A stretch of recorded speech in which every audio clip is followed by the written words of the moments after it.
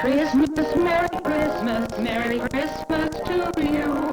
We wish you Merry Christmas the whole season through. We hope your holly and bright mistletoe will make you feel jolly wherever you go. We hope you will sing a gay Christmas song and sleigh bells are ringing all season long. See, Mr. Livingston wants to see you and Chumley right away. What about Chumley? Was he caroling? He wants to see you about the Christmas tree. Oh boy, Chumley. Stanley wants to see us about decorating the Christmas tree. Come on. All right, Stanley. Chumley and I are at your service. We've come to decorate the tree. Now, where is... Not on your life. You are not going to decorate that tree. I've hired professional decorators to come in and do the job. This is important. The mayor is giving a prize for the best tree in the city, and we are going to win it. Then what do you want us to do? I have to go meet the mayor and his wife and bring them back. Now, you wait here and show the decorators where the tree is. Where is it? It's outside the auditorium, and the ornaments and everything are inside. You show the decorators where to go. I'll be back this afternoon. But Stanley, we can decorate that tree. No. This is too important. I'm paying to have it done right. All right, Chumley. Let's get over to the auditorium and start decorating that tree. But Mr. Livingston said... I know, Chumley, but it's Christmas time. A time for joyful giving. We'll trim that tree for Stanley as a Christmas present from us. Well, here's the tree. Let's get it inside. I'll take this end. Come on. All right, let's cut the comedy. We've got a job to do. Come on. In it goes. You won't fit Tennessee. Well, chop those big branches off.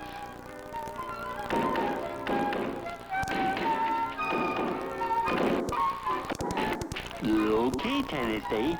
Pull.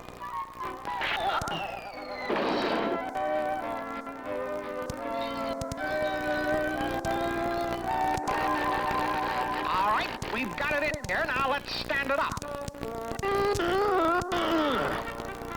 Gee, Tennessee, it won't fit. Well, we'll just have to cut some off. Hand me that saw. There. Now it will fit. Yeah, but it looks like it does not.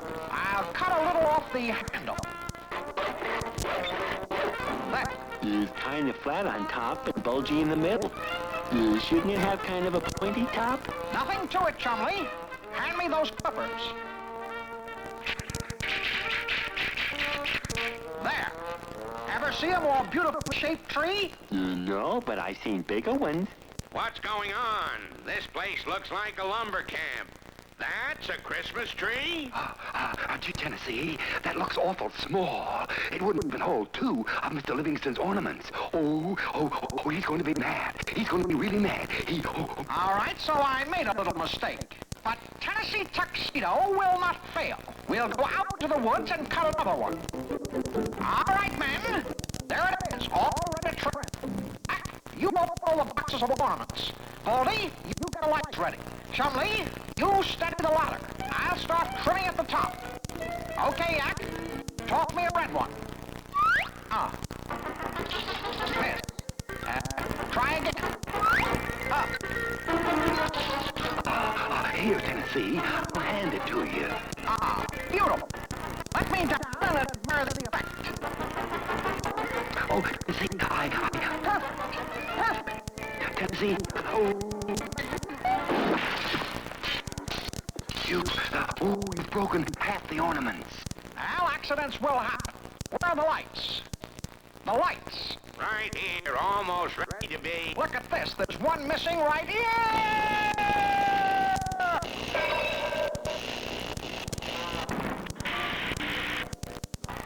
There she is. All finished. What is that for? Looks a little bare to me. What it needs is this star right on top. Be careful. Look out!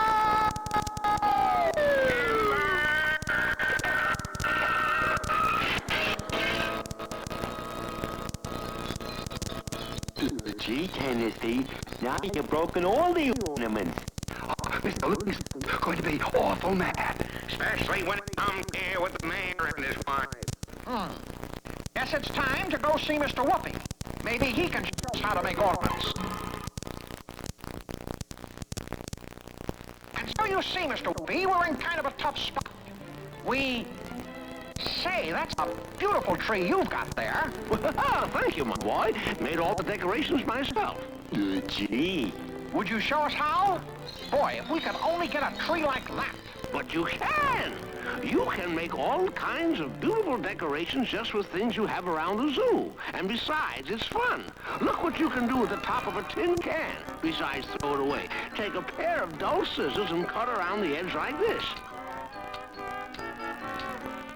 Bend some sections up, some down, and whoopee! A beautiful shiny ornament. Here's another. Take colored paper, cut it into a circle, then starting at the edge, cut a spiral into the center. Then you can hang it up so. Gee, that's great. Here's an idea with popcorn and cranberries. Take a needle or long thread, push it through a piece of popcorn, then through cranberry, then through popcorn, then another cranberry, and so on until you have a beautiful long painted shape on the tree. You can cut stars out of colored paper and angels and Santa Claus. Make little paper baskets out of paper and fill them with candy and hang them on the tree. And cookies! Cookies of all shapes and sizes, all sparkly with sugar and lollipops and shiny paper. Make great ornaments, and then you can eat them. Why, there's no end to the decorations you can make with a little imagination. Whoopee! You'll have that tree trimmed in no time. Phineas J. Whoopi, thanks a million. Let's go. We've got to get that tree trimmed before Stanley gets back.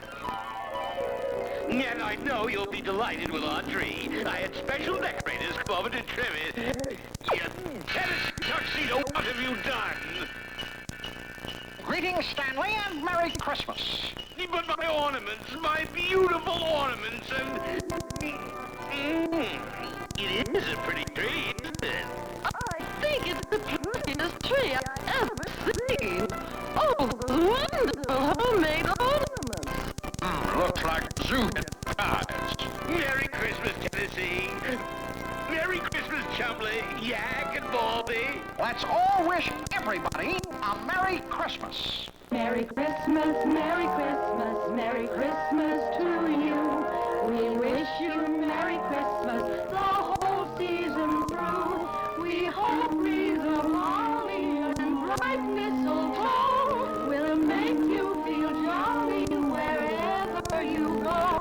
We hope you'll hear singing of a Christmas song and sleigh bells are ringing all season long. Merry Christmas, Merry Christmas, Merry Christmas to you. We wish you Merry Christmas the whole season through.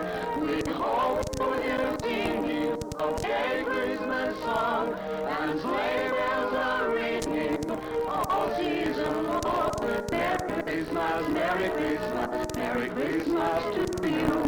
We wish you Merry Christmas the whole season through. Merry Christmas to you.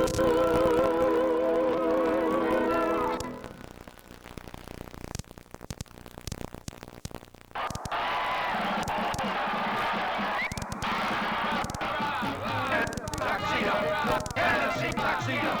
Tennessee Tuxedo! Tennessee Tuxedo!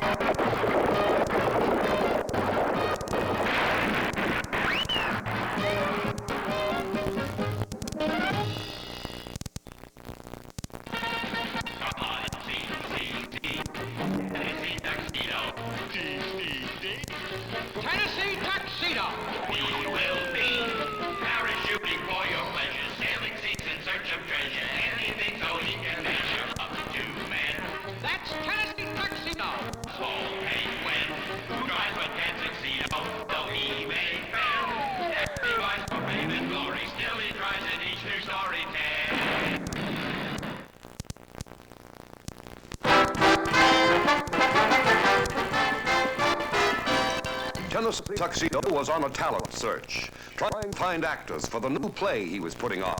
Thank you. Next? Oh, it's you, Chumley. What are you going to do? I'm going to do a military tap.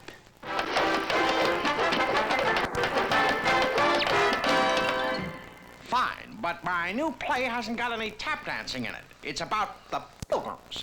Can't you recite something? Sure, Tennessee. Let me see. The boy stood on the burning deck. His feet were full of blisters. He tore his pants on a rusty nail. Now he wears his sisters. Chumley. Well, all right. You can play the part of Captain Miles Standish. Next? Oh, yeah. Gee, Tennessee, you got a play for me, huh? For me, have you? All depends, Jack. What can you do? I'm a good juggler. Oh, yes, good juggler. See, I But, Jack... 3 eggs, 3, 4 eggs, 5 eggs, 6 eggs. Oh, oops. Scrambled eggs. Yeah, this is the play about the Pilgrims and John Alden and Miles Standish and Priscilla. No juggler. Gotta be in your play, Tennessee. I gotta. All right, all right. I'll find a part for you somewhere. Next? To be or not to be, that is a question. Whether it is nobler in the mind to suffer the slings and arrows of outrageous fortune, or... Enough.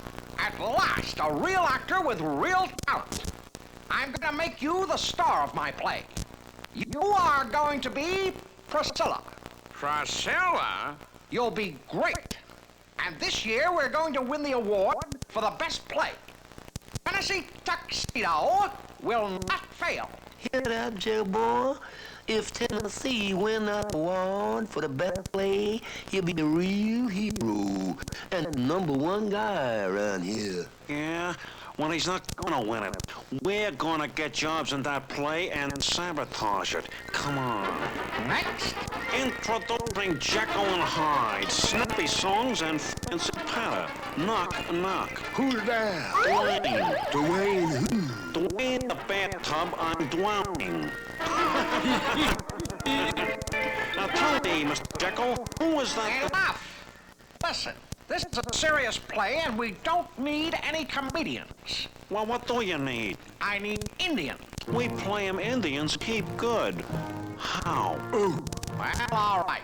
But remember, I'm the director of this play, and what I say goes. Sure thing, Mr. Director, sir. You gone soft or something? Soft nothing. We're gonna be the wildest Indians Tennessee ever saw. All right. Remember, Chumley is Captain Miles Standish. I'll play John Alden, and Baldy is the fair Priscilla. Romeo, Romeo, wherefore art thou, Romeo? Stick to the script. Hey, Tennessee, what about me? Yak, you've got a very important part. You come in and say, alas, winter is upon us. A blizzard is coming. Then you run off stage and turn on the snow and wind machine. But be careful. It's a very powerful machine. All right? Places, everyone. Now, Yak. Alas, winter is upon us. A blizzard is coming.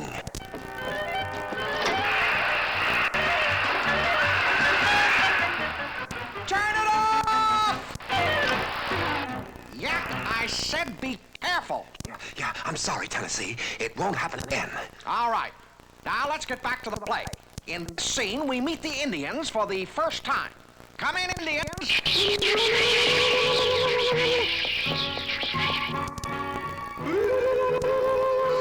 that! Stop that! Quiet! Quiet! Phew. Look, Barboa. The play says that these are friendly Indians. Whoever heard of friendly Indians? These Indians are fierce.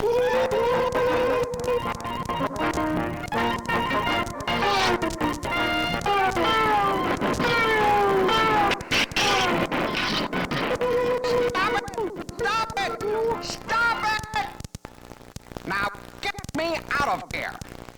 Idea. I'm a big director. I wrote the play.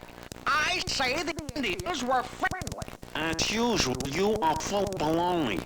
I say the Indians were enemies and attacked the Pilgrims. We're going to settle this one and for all. We're going to see Mr. Whoopi. So you see, Mr. Whoopi, I'd like you to tell the boy about the Pilgrims and the Indians. Of course, my boy. And I'm sure the three-dimensional blackboard will help us out. As you all know, the Pilgrims landed on the west shore of Cape Cod Bay in the early winter of 1620. They had a very hard time that first winter. There was very little food and the weather was very cold and snowy.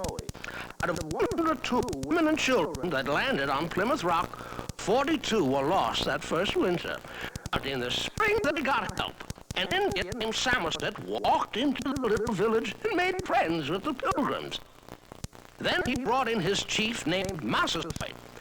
Governor Carver, who was head of the colony, exchanged gifts with Massasoit, and the two signed the Treaty of Peace. See, Jerboa? The Indians taught the Pilgrims to plant corn, pumpkins, and beans. They showed them how to put small fish in the ground when they planted the seeds. The fish acted as fertilizer, and the crops grew big and strong. The harvest was so good that William Bradford, who had become the new governor, declared a festival to celebrate. The Pilgrims invited their Indian friends to join them, and whoopee! That was the first Thanksgiving Day. Phineas J. Whoopi, you are the greatest. Now, are you satisfied? Okay, Tennessee, we'll be friendly Indians. Good.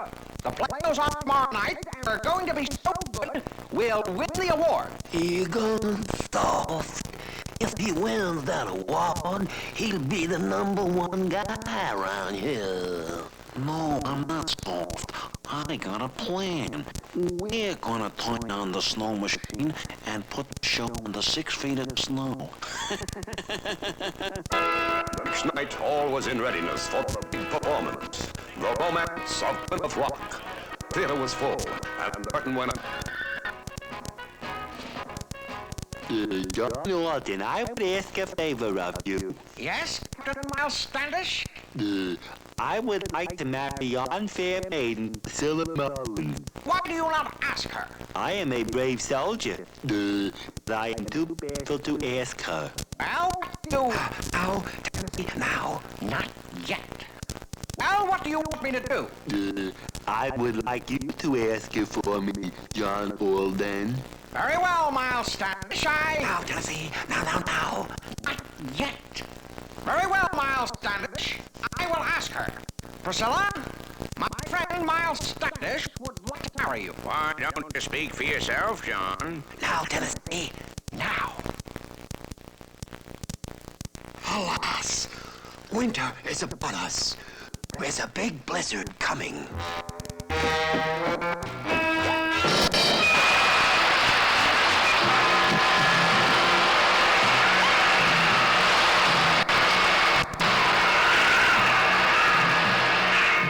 Well, that did it. We're finished, ruined. We'll never win the award now. Tennessee, you won. Read the telegram. Let me see that. For the most realistic snowstorm in the history of the theater, the first award goes to Tennessee Tuxedo and his play, The Romance of Plymouth Rock. Hooray for Tennessee!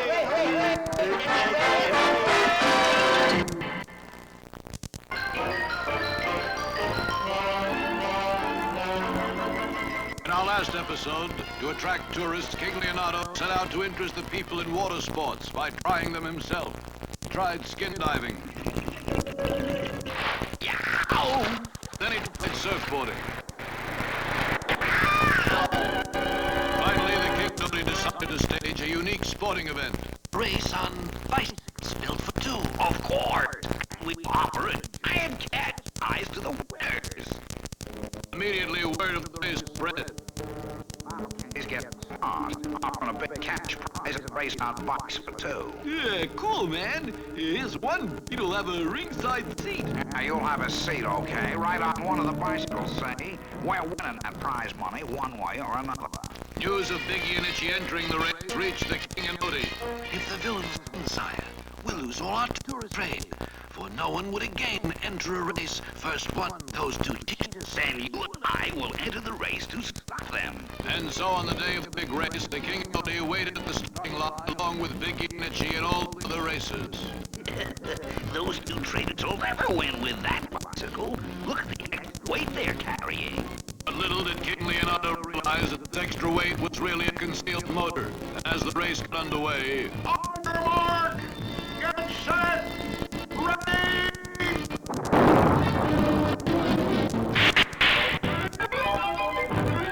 quickly Big Rat uncovered the motor and turned it on. And in seconds, Biggie and Itchy were far out in front. Look, sire, they've taken the lead. Oh, no. Faster, Odie. Pedal faster. And away we go! Hold on a minute. Come over a minute. Yeah, but gee, Big, why, break the bike? Because I'm taking no chances, say. I'm moving that damn side. I think, Big, you put the sign on this road, and those crooks will, end up at a dead end. Turn here, Odie. But, sire, I think... Turn, confound it, turn! While the King and Odie and the other riders were disentangling themselves, Biggie and Itchy zoomed confidently on their way. Gee, Big, this motorcycle bike is like a cool tool. Those guys will never catch... Hey, Big, our power's... Paddle, slowpoke. I'll push.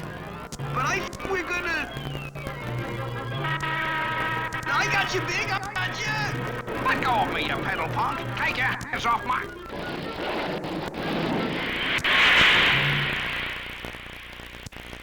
I think something went wrong, Big. I think something went wrong, Big. You numbskull. Now we'll have to use the fly plan. The fly plan? Right. We'll take a shortcut over Bottomless Canyon. Now let's go. And moments later, at the edge of Bottomless Canyon, Biggie put his fly plan into action. All right, Itch. Start flapping. Gee, Big, I'm more like a flipper than a flapper. Flap, wait. Okay, Big, I dig. And as Itchy began flapping, the special wings Biggie had brought, and bicycle began soaring across the canyon. Look, sire, Biggie and Itchy are crossing the canyon. If they do that, they'll be right at the finish line. What can we do? Wait, sire, I have a plan. Quickly, Odie Coloni made a lasso from the rope he carried. Then, whirling the lasso, Odie sailed it through the air and lifted the wings right out of Itchy's hands. Biggie and Itchy were finally out of the race, and only moments later, the winners crossed the finish line. The winners! Those two wacky mechanics from America, Orville and Wilbur Long! Isn't it wonderful, sire? Two Americans won the race. Now we're certain to have millions of American tourists in Bongo Congo. Yes, once again, the King and Odie had outwitted Biggie and Itchy. But what new schemes will they scheme to make themselves rich? We'll find out in our next exciting episode of The King and Odie.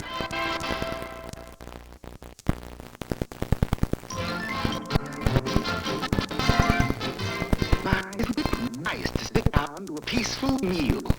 Just look at all that food. We sure took care of that savoir faire. He won't be bothering us anymore. You wonder what's in this dish. Savoir-faire is everywhere. Merci beaucoup. Get in, Klondike. I'll make it speed out of that now. Mush, Melamot, mush. Whoa!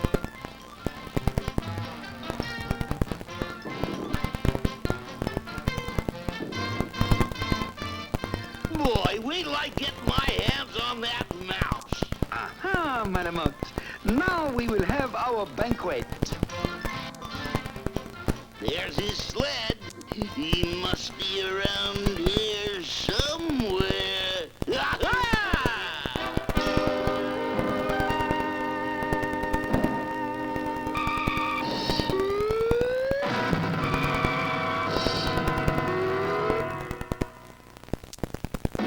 Listen here, savoir-faire. Don't do that again. Very well.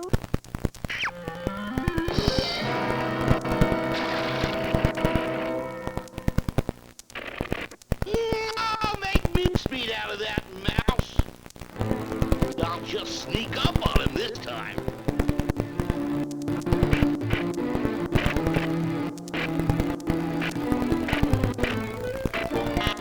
I'll make meat out of you now. Oh.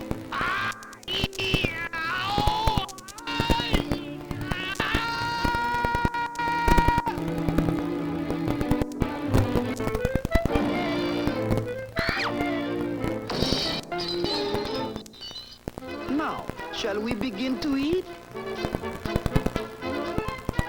I'm going to rise to new heights with this ladder. Oh, here comes that social climber again.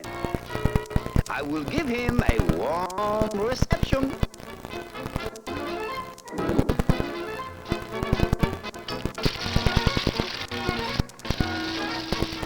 Yikes! That mouse is trying to give me a hot foot the hard way.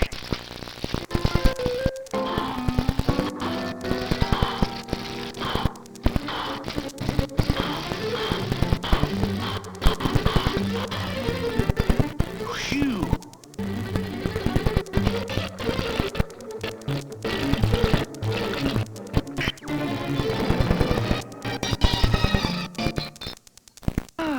Now we shall be able to eat in peace. He can't do anything to this ladder. It's metal.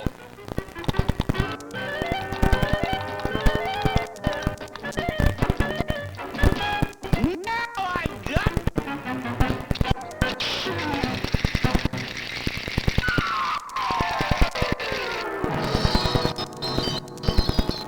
Now, my lord, music while I dine.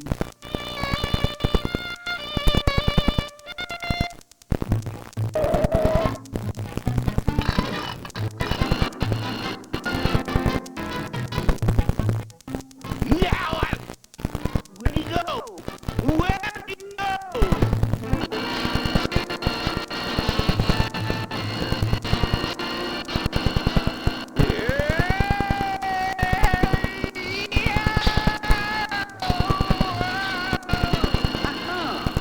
Now, at last, we shall have our meal.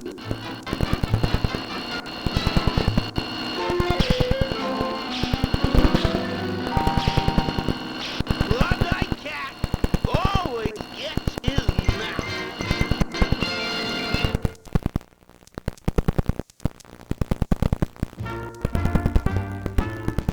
There, Gangi Gorge. Did I ever tell you how I was attacked by savages there? No, Commander, but I... My goal was to balloon around the world in 79 days. I took off from Paris in a balloon of my own design. Chewing bubble gum to relieve the pressure in my ears, I quickly rose to 20,000 feet. I crossed over the Alps, where I did little skiing, and broke the record for the jump. Then I soared over the Mediterranean, where I did little fishing. Caught a huge fish, which put up a terrific struggle. But it couldn't stand the altitude and soon gave up. From there, I had to cross the Gangi Gorge with its fierce natives. I thought I was perfectly safe high in the air, but soon arrows were whistling around me. A lucky shot punctured my balloon, and I plunged toward Earth. Good heavens, what did you do? Using my gum, I blew a tremendous bubble, which took the place of my balloon, carried me out of the gorge, over the mountains, and around the world in exactly 79 days. Saved by hot